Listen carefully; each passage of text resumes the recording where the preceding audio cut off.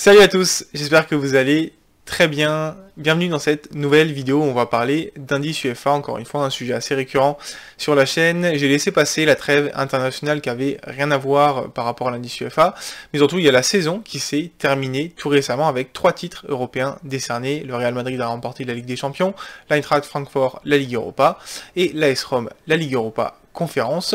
On va faire une dernière fois le bilan à l'indice UEFA sur cette saison 2021-2022, donc qui marquait la première apparition d'une 3e Coupe d'Europe, la Ligue Europa Conférence ou C4. Après un bilan avant les phases de groupe et un bilan à l'indice UEFA après les 8e de finale, on va s'intéresser au bilan de la saison globalement. Qui a remporté la saison au coefficient UEFA, quelles ont été les bonnes surprises, quelles ont été les déceptions de ce point de vue-là, et quels sont surtout les impacts sur les prochaines saisons en Coupe d'Europe. On va voir ça dans cette vidéo, c'est parti. Comme toujours en début de vidéo, je vous rappelle rapidement ce que c'est l'indice UEFA, c'est l'indicateur de performance des clubs d'un pays à partir de points qui est calculé donc en calculant la somme des performances de tous les clubs d'un pays divisé par le nombre de pays engagés en Coupe d'Europe, et la somme sur les 5 dernières années globalement donne l'indice UEFA, et c'est ce qui permet de calculer combien de clubs pour un pays vont aller en Coupe d'Europe et à quel stade ils vont arriver en Coupe d'Europe. Je vous remets en description le lien de ma vidéo explicative de ce qu'est l'indice UEFA. Elle est un petit peu caduque maintenant puisque l'indice UEFA a modifié. Ça fait longtemps que je vous parle de ce guide de l'indice UEFA que je veux vous préparer. Il est en cours de préparation, c'est une vidéo assez longue qui demande beaucoup de préparation, tout simplement pour rendre le truc un petit peu dynamique et pas chiant entre guillemets pour vous, donc ça va venir. Maintenant on va directement sur les classements.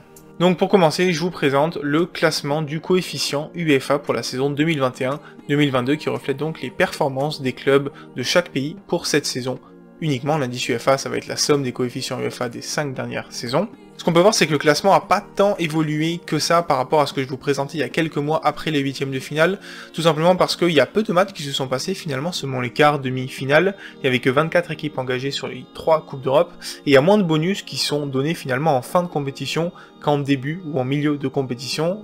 Voilà, c'est pas forcément une très bonne chose de mon point de vue, mais c'est comme ça. Et donc, ce qu'on peut voir, c'est que, assez logiquement, c'est l'Angleterre qui l'emporte cette année avec 21 points au coefficient UEFA, sans avoir remporté de titre. Les clubs anglais ont globalement été tous bons, enfin pas forcément tous, mais la plupart, et donc ça permet d'assurer un très bon classement et un très bon score.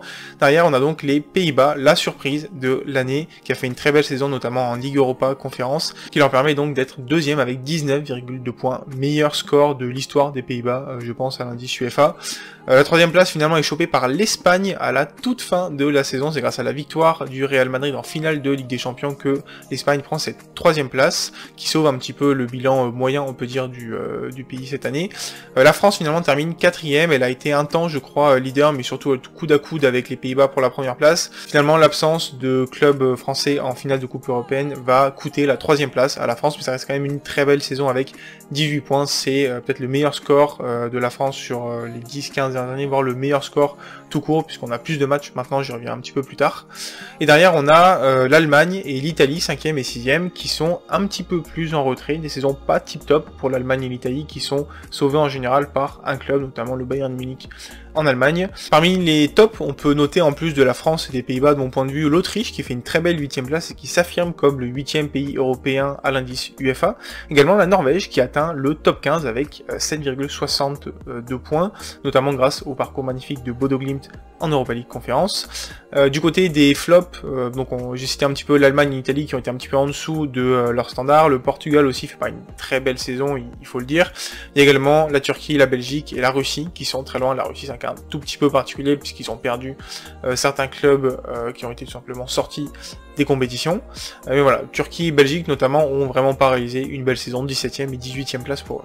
Du coup, maintenant qu'on a bloqué les points au niveau du coefficient UEFA, on peut regarder le classement à l'indice UEFA, donc qui prend en compte la saison 2021-2022 et les 4 saisons précédentes. Très importante parce qu'il va permettre de déterminer les places qualificatives pour la saison 2023-2024. Il y a un décalage de 2 ans, c'est-à-dire que c'est l'indice UEFA à la fin de la saison 2021 qui a permis de donner les places qualificatives pour la Ligue des Champions et les autres compétitions européennes qui commencent là dans quelques semaines. Et donc ce qu'on peut voir sur ce classement, c'est que globalement, il y a 2 pays qui sont au-dessus de tout, c'est l'Angleterre et l'Espagne. Voilà, l'Angleterre qui a plus de 20 points de moyenne au coefficient UEFA chaque année, qui est le seul pays avec plus de 100 points, l'Espagne qui qui suit pas très loin derrière.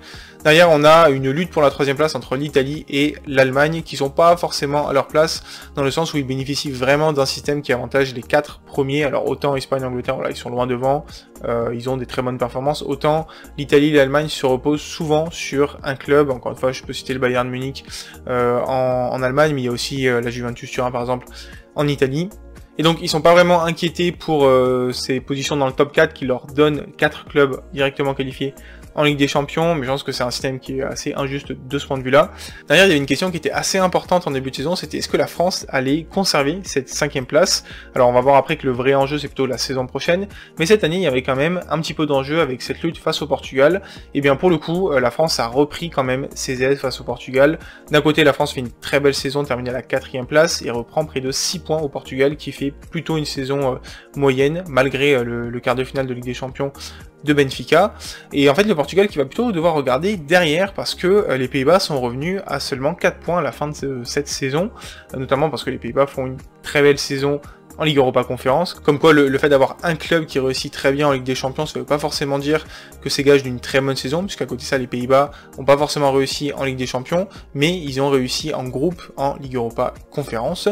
On peut noter aussi que l'Autriche donc s'affirme quand même comme la 8e force du plateau, avec l'Écosse qui est 9e, la Russie qui de son côté redescend plutôt, c'est un des gros flops globalement de la saison, et ça va continuer, hein, puisque vu qu'ils sont exclus des compétitions européennes l'année prochaine, la Russie va disparaître tout simplement dans ce classement. Fort de la belle saison de Bodo Glimt, la Norvège atteint le top 20 et la 17e place, et peut même viser, qui sait, l'année prochaine, cette fameuse 15e place, qui est très importante puisque ça permet d'avoir un 2e club de son championnat qui participe aux qualifications pour la Ligue des Champions, c'est quand même assez important de mon point de vue. À l'inverse, on a la Belgique et l'Ukraine qui descendent dans ce classement petit à petit, qui ont perdu le loisir d'avoir un qualifié direct, c'est pour les 10-11 premiers à l'indice UEFA, et qui voient même leur place dans le top 15 menacée à terme. Et on a bien sûr la Turquie qui maintenant est seulement 20e, alors que dans les années 2000 c'était peut-être la 6e voire 7e force européenne. Voilà, donc un classement qui est en train quand même de pas mal évoluer derrière le top 4, qui lui par contre risque de ne pas bouger. On sait très bien pourquoi, c'est un système qui est fait pour ces pays-là. Petite remarque par rapport au nombre de points marqués au global qui est plus grand qu'avant, tout simplement parce qu'on a une 3e compétition européenne, on est passé de 80 clubs à 96 clubs en phase de groupe, donc il y a plus de matchs de groupe, tout simplement. Les bonus ont aussi été augmentés, notamment en Ligue Europa et en Ligue Europa Conférence, alors on n'arrive pas au niveau de la Ligue des Champions, mais quand même c'est toujours ça de prix, et ça fait que si le nombre de points marqués par les plus grands pays, donc le top 4 globalement, a pas trop bougé, derrière il y a quand même beaucoup plus de points marqués. Pour donner un exemple, sur les 4 dernières années, on avait entre 4 et 6 pays qui marquaient au moins 10 points à l'indice UEFA sur la saison. Cette année, on a 8 pays quand même qui passent la barre des 10 points. Alors rassurez-vous, ça va pas suffire à combler l'écart par rapport aux meilleurs pays et à bouleverser la hiérarchie tout en haut, mais quand même c'est déjà un petit signe que derrière ça risque de bouger dans ce classement, et notamment que la France du coup est pas à l'abri pour les prochaines années. Justement, on va se projeter sur la saison prochaine, je l'ai déjà répété dans d'autres vidéos, mais cette saison 2022-2023, elle va déterminer les places qualificatives pour la saison 2024-2025, première saison du nouveau format de la Ligue des Champions, et même si j'aime pas ce format, faut quand même noter que le 5e à l'indice UEFA gagnera un 4e club en Ligue des Champions, et donc ça pour la France, forcément, c'est un sujet très important, donc pour la France, il faut que le pays soit classé 5e à la fin de la saison prochaine, donc pour ça, on enlève le coefficient UEFA de la saison 2017-2018 et on rajoutera du coup le coefficient UEFA de la saison 2022-2023. En attendant la saison qui arrive, donc, ce qu'on peut voir, c'est que le top 4 risque de ne pas trop bouger. Par contre, ce qu'on voit, c'est que pour la 5e place, c'est quand même assez serré. Le Portugal rétrograde d'une place pour l'instant, avec 43 points, il serait maintenant 7e, alors que les Pays-Bas se montrent comme le plus grand adversaire pour la France, avec seulement 2 points d'écart. On en avait parlé déjà dans une vidéo, le vrai adversaire de la France la saison prochaine, ça va être les Pays-Bas. La lutte pour la 8e place se fera entre l'Autriche et l'Écosse. Par contre, derrière, il y a une énorme lutte pour la 10e place, et dernière place qui donne un qualifié automatique en Ligue des Champions, donc ça va être assez intéressant à suivre. Je vous prépare prochainement une vidéo de présentation un petit peu de la saison qui arrive en Ligue des Champions, Ligue Europa et Ligue Europa Conférence, mais déjà ce qu'on peut noter c'est qu'on aura 5 clubs allemands grâce à la victoire de Francfort en Ligue Europa cette saison, et donc pas mal de points bonus directement pour les clubs allemands. Et il faudra aussi noter que la Russie étant exclue des compétitions, ça va chambouler un petit peu les places qualificatives en Ligue des Champions, mais aussi en Ligue Europa Conférence, mais on reviendra là-dessus très prochainement. C'est tout ce que je voulais vous dire sur le bilan de l'indice UEFA de cette saison 2021-2022. J'espère qu'il vous aura plu, j'espère que toute la saison ça vous aura plu de suivre un petit peu comment évolue cet indice UEFA. N'oubliez pas que voilà, il y a un guide sur l'indice UEFA qui va arriver normalement avant la prochaine saison. Voilà, c'est dans les tuyaux, je vais tourner la vidéo très prochainement et j'espère que ça vous aidera à mieux comprendre ce sujet qui est peu connu mais qui pour moi est clé pour comprendre un petit peu le football européen. Si la vidéo vous a plu, n'hésitez pas à la liker, la partager, à vous abonner également sur la chaîne, c'est le meilleur moyen que vous avez de soutenir la chaîne. Et je vous laisse avec une petite question, est-ce que pour vous la saison de la France en Coupe d'Europe était une bonne saison? Je vous laisse me répondre en commentaire et je vous dis à très bientôt pour parler foot. Ciao ciao tout le monde.